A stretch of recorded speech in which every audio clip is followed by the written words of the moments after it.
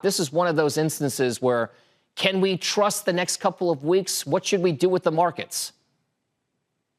Well, I think, Tom, we've got perfect data coming in from last week. So let's see what happens for the next couple of days. You got CPI numbers, you got the Fed, and the markets, pretty much discounted a lot of that. So adding a little more risk at this point wouldn't be that prudent. I think we have to kind of see what the data brings in. What type of risk, Sarat, would you be looking at? We've seen a massive short-term run in small-cap stocks versus their large-cap cousins. We've seen certain parts of the technology landscape garner a lot more attention, artificial intelligence specifically. What exactly is that fuel that you think that we want? So I think you have to get a broadening base. We had that for the last month. You want to look at some of the commodity space, Freeport-McMoRan in the copper world.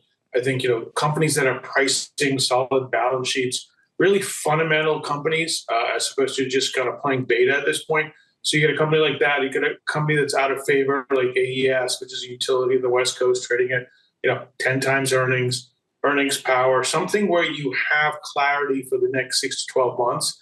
You can add to it these levels with solid balance sheets and dividends. And Sarat, how much do you factor in the prospect or the forecast for interest rates next year into what you'll do in the coming 12 months?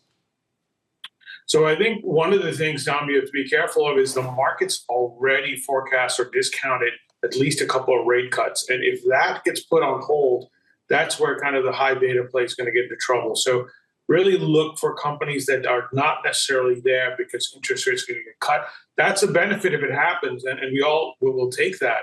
But really, you want to have companies that are going to do well secularly by themselves at the same time, because it's priced now as if the Fed is going to cut at least a couple of times.